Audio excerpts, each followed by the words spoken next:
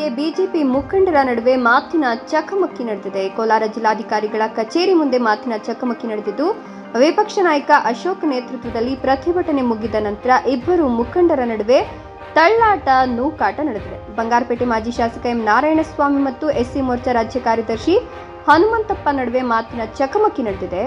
ಅಶೋಕ್ ಪಕ್ಕದಲ್ಲಿ ನಿಂತುಕೊಳ್ಳುವ ವಿಚಾರದಲ್ಲಿ ಅಶೋಕ್ ಪಕ್ಕದಲ್ಲಿ ನಿಂತುಕೊಳ್ತಕ್ಕಂಥ ವಿಚಾರಕ್ಕೆ ತಳ್ಳಾಟ ನೂಕಾಟ ಶುರುವಾಗಿದ್ದು, ಪರಿಸ್ಥಿತಿ ಕೈಮೀರಿ ಇಬ್ಬರ ನಡುವೆ ಕೈ ಮಿಲಾಯಿಸುವ ಹಂತಕ್ಕೆ ತಲುಪಿದಾಗ ಸ್ವತಃ ವಿಪಕ್ಷ ನಾಯಕ ಅಶೋಕ್ ಸಮಾಧಾನ ಪಡಿಸಿ ಕಳಿಸಿದ್ದಾರೆ.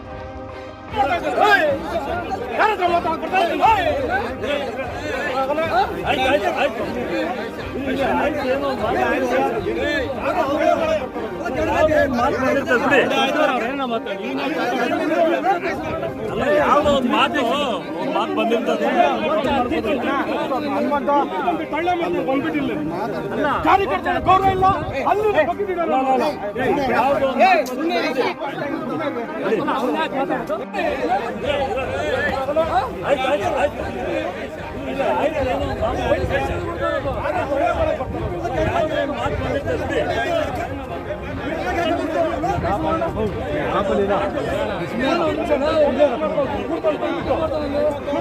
ಕಳ್ಳ ಮಾಡ್ತಾರೆ ಬಂದ್ಬಿಟ್ಟಿಲ್ಲ.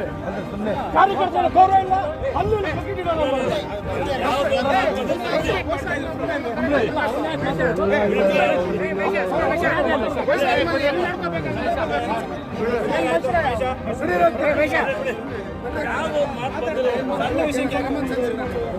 ಒಳ್ಳೆ ಕಾರ್ಯಕ್ರಮ ಆಗಿದೆ.